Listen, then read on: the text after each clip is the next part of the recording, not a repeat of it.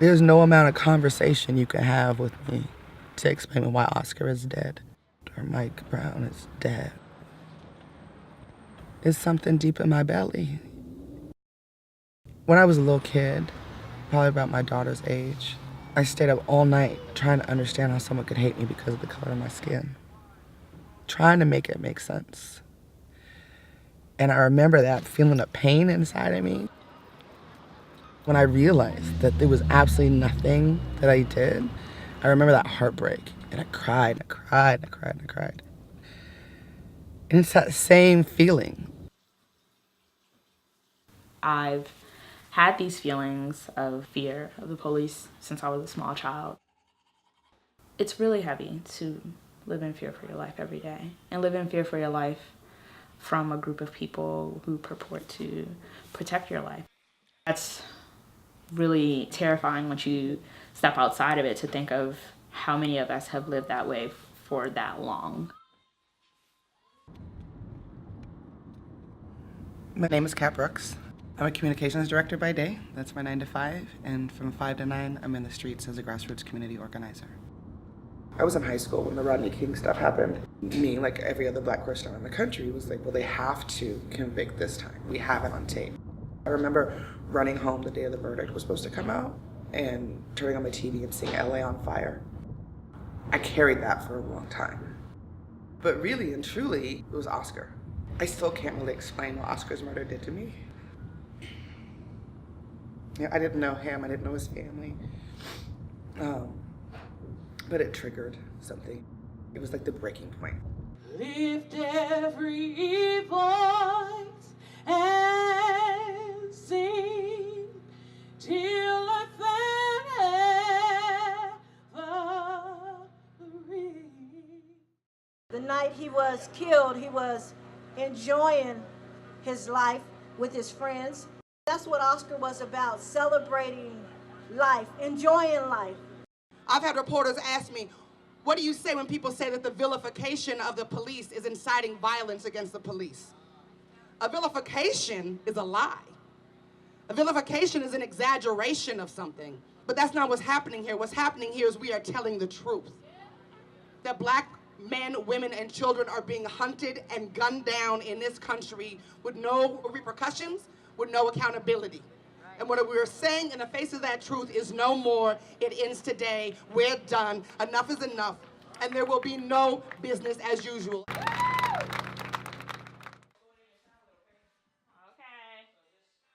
My name is Brianna Gibson. I'm a paralegal by day. Outside of work, I'm a freedom fighter. I don't think it's possible to not be political. When we're talking about anti-blackness and racism, you're either moving with the system or you're moving against it. If you think that you're neutral, you're still moving with the system. You're complicit. My name is Wazi Davis. Brianna actually showed up to the very first Black brunch in Rockridge. That was really my first time meeting her. Just felt really good to be sharing these kind of spaces with her, to be doing this work.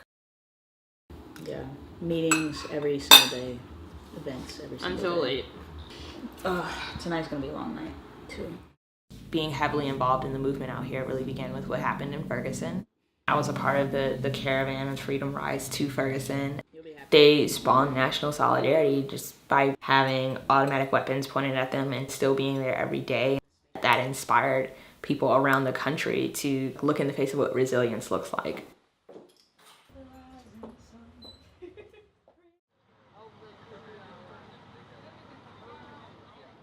Did you guys collect your own witness statements? Did you guys collect your own witness statements of people? Don't rely on the police for the witness statements.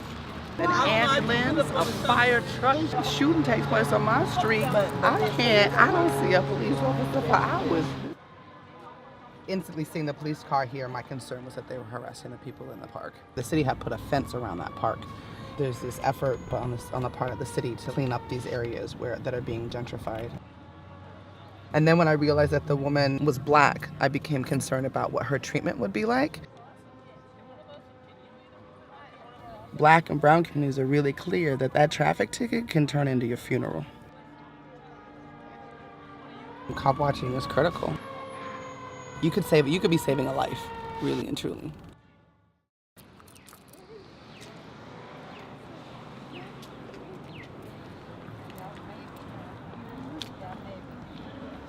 My goals are to really have you represent what you're representing, authentically, you know, all of that.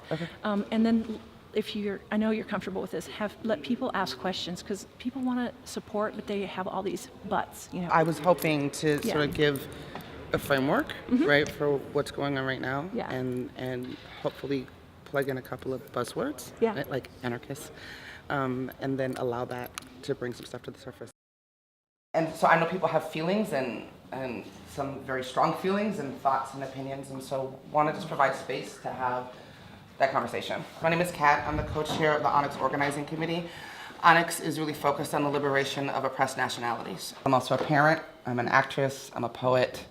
I've been threatened to be raped by police as I've gotten pulled over for a speeding ticket. Everybody in my family has been beaten, held, are incarcerated. That slogan on the side of the car, to protect and serve, has been irrelevant in communities of color for a really, really long time. So what does that look like when the very people that you are supposed to call when something happens in your community, you don't know if you're more afraid of the threat that you're calling about or the people that you're calling to your door? That's terrorism. When the media is talking about broken windows and they're equating broken windows with violence, I gently remind in my interviews often, right, that I can't do violence against a window. And what Mike Brown and Oscar Grant, Sean Bell and Renisha McBride, what happened to them is violence. MXGM report Operation Ghetto Storm points out every 28 hours a black man, woman, or child is killed. People are being hunted down in the streets like animals and murdered. And you want to talk to me about a window. 3 actions between now and our next meeting, which is January 15th. One was the spokes council, right, leading up to Martin Luther King Day.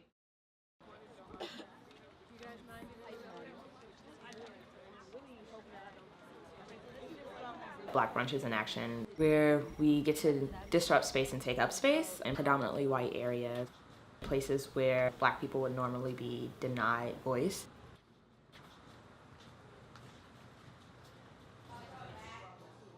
We honor Dr. King's true legacy of resistance. True legacy of resistance. As the generations before us. As the generations before. We are forcing them to pay attention to our issues, particularly issues that are killing members of our community. These are brothers and sisters. These are brothers and sisters. This is our... I feel really powerful. I'm walking into places where I'm not typically allowed to take up space, and I'm able to do that with a group of other Black people. Black Brunch is a direct action tactic that came right out of Oakland. Us as Black folks feeling like we couldn't even have our own pain or hold our own space to have that pain and to have that grief. We honor their stolen lives. Mia Henderson, 26. Ashe. Kelly Young, 29. Ashe. And to me, it was important to hold all Black space because this is a movement for our liberation, and we need to lead it and make our presence known. Ashe. We ask you to consider. We ask you to consider. Which side of history? Which side of history will you be on? Will you be on? Which side are you on, friends? Which side are you on? We're on the freedom side. Which side are you on, friends? Which side are you on? We're on the freedom side.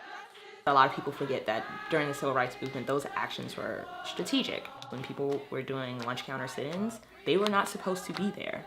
These actions have always been acts of disruption. The whole damn system is guilty as hell. Resist! Send those killer cops to jail. The whole damn system is guilty as hell. The civil rights movement has been so romanticized, but I think that we're definitely keeping the true spirit and legacy of that alive. I'm really excited about this coming weekend, right? And 96 hours of direct action. That's what this weekend is about, is reclaiming King's legacy for radical direct action and connecting the dots for people between the various types of violence that are perpetrated against Black and brown people and poor people. But I had no idea that there was another, I know it's not a regular spokes council meeting because that's not until tomorrow night at the church. Because I know the BART shutdown is going to be a cluster, not you know what I mean? So, and that's a very big action. I'm getting hives. I have no idea how the state is going to respond to 96 hours of direct action. It just feels like there's a lot riding on this weekend.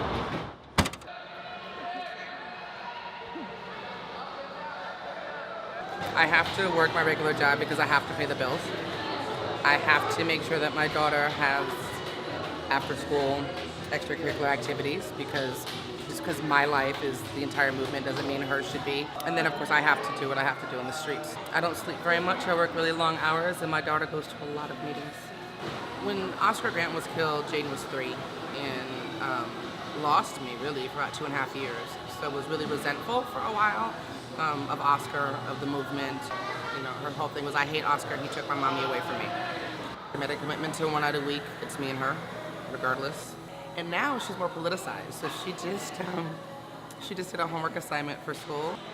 She had to write these sentences, and her sentences are all about, my mommy's an activist and she fights for civil rights. Conversations that we have in the house are really about, the work is for her. You had a good weekend? Yes, I did. I mean, for all the babies, right? But my driving inside is her. She does it for the liberation of our people. But I wish the liberation of our people wasn't so dangerous. The cat came inside. So the secret weapon to our sustainability is our children. Right, that we are raising activists and warriors. I was raised by a mother who was in the streets, and I'm raising my daughter to be in the streets. I'm getting more and more worried because it's getting really serious now.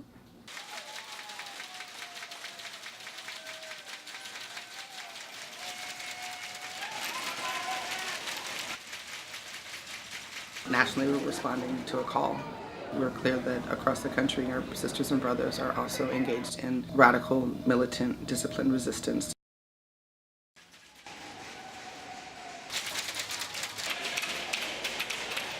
I've been a repeated victim of police terror and police violence, from being shot at, beat up, falsely arrested. Just to be a part of a worldwide cause to end police terror is something I have to be a part of.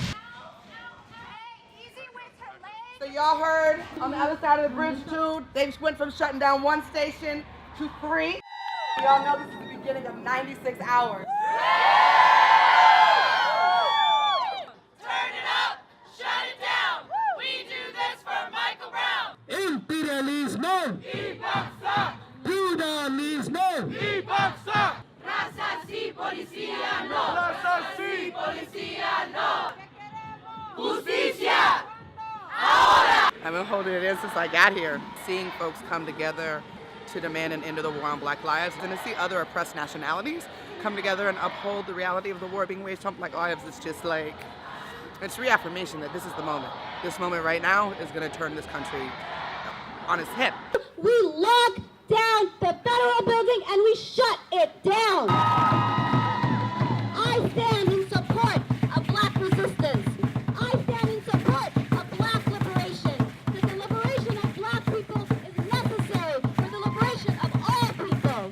I've been holding so much stress, right, and pressure and hives leading up to today, and now that it's happening, I'm like, let's go.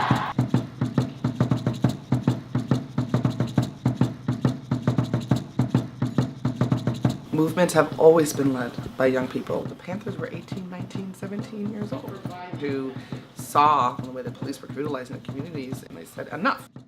We demand that you stop profiling, targeting, stopping, frisking, and killing Black and brown families. A national plan for action for racial justice that addresses the persistent and ongoing forms of racial discrimination and disparities that exist in nearly every sphere of life, including criminal justice, employment, housing, education, land and property, voting, poverty, immigration. The plan will set concrete targets for achieving racial equality and create new tools for holding government accountable.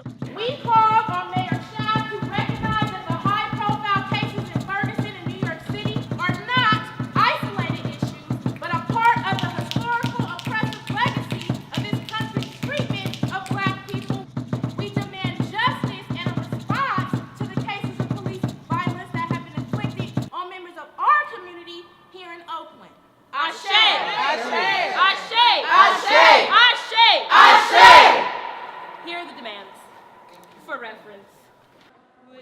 that's just as important as anything else that I do, is that I take the time, make the time to love young Black folks.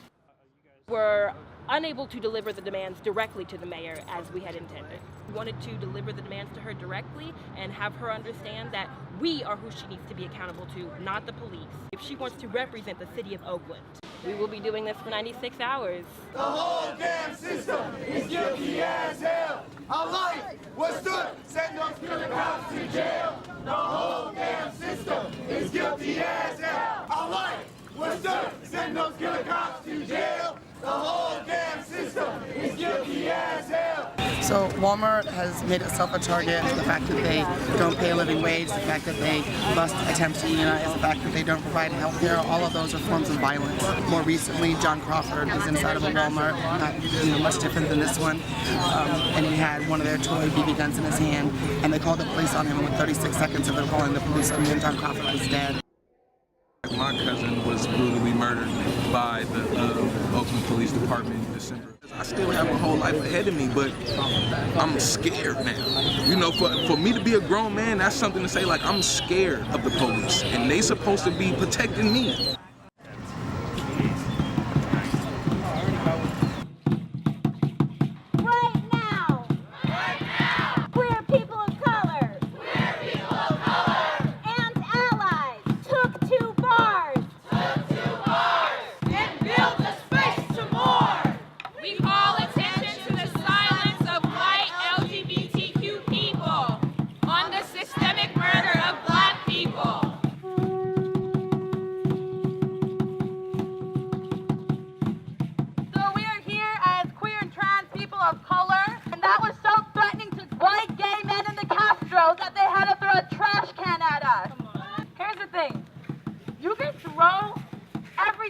Piece of furniture you got at me. My people are from Haiti. Do you know what that means? That is 12 years slave rebellion. Audre Lorde was a freedom fighter and she taught me how to fight. We gon' fight all day and night until we get it right. Which side are you on, my people? Which side are you on? We on the freedom side. It definitely feels special being in the Bay Area because of its history. People would have you think that there was nothing in between the Black Panthers and now, but there's a long history of resistance and resilience. We draw on that every day. Fight all day and night until we get it right. Me, I'm 23 years old. Work with someone who has been doing this for decades. That's really important, making sure that you have a continuation of Black leadership. Which side are you on, my people? Which side are you on? Wake up, wake up, wake up, wake up, Libby, wake up, wake up, wake up, wake up, wake up, Libby, wake up, wake up, wake up, wake up, wake up, Libby, wake up. Libby Schaaf, the new mayor of Oakland, has a long list of violations against Black community members. She spent her entire first day with the Oakland Police Department instead of the people of Oakland, so we figured this would be her people's inauguration. Good morning, Libby! Good morning, Libby! This is the people's alarm! Meeting with OPD for your entire first day and making time for those people specifically, many of whom are not from Oakland, sent a clear message to us about what you think about Black lives and the Black Lives Matter movement. She hit snooze again. She hit snooze again. Oh. She hit snooze again. Yeah, that's it. We all have trauma. We all have death in our families. This is for all of the folks that are locked up. Community is everything. If I did not have community here, I don't think that I would be nearly as effective in my work. We all need each other. We demand that you stop profiling, targeting, stopping, frisking, and killing Black and brown families. We have rights. Despite what you have been trained to do. Assad Shakur is a freedom fighter and she taught us how to fight. We gon' fight all day and night until we get it right. Which side are you on, my my people, which side are you on? We on the British side. Libby Schaaf did not come out. It reads as Libby Schaaf being scared of the people who she supposedly works for. And that's sad to see that the mayor of a city is scared of the people of that city. When it's time to push through, like, I just remember why I'm doing this work and who I'm doing this work for, and we're fighting for our lives. Black and breathing. Black and breathing.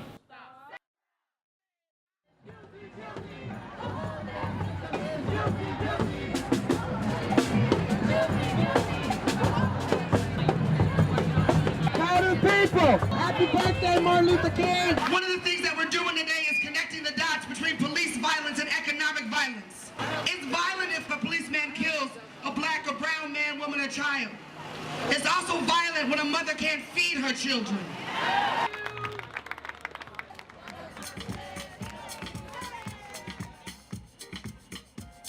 Oakland is ground zero for social justice movement in this country. So Oakland is the birthplace of the Black Panther Party and the anti-war movement. It was the mecca to engage in resistance against the state.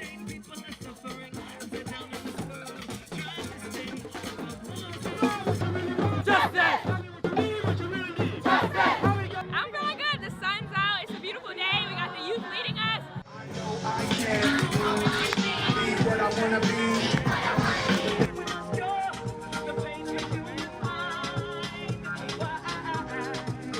The poor, white and Negro, bear the heaviest burdens both at the front and at home.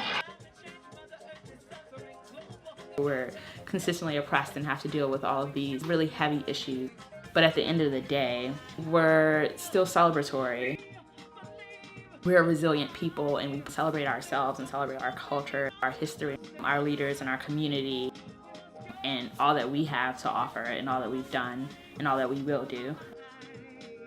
It's not about one person's idea or agenda. There's no one person that's going to lead the Black race to salvation. It's got to be a collective effort of people being accountable to the people, because it should never be about us. It should always be about the people.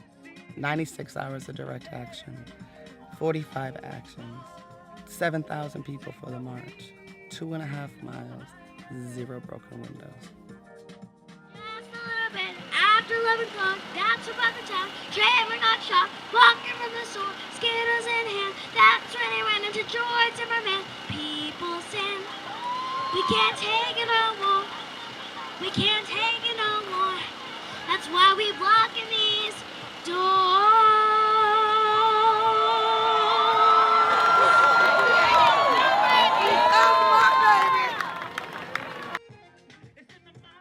What would it be like for her to live in a world not being terrified that herself, or if she has a son, is going to be gunned down in the streets like a dog?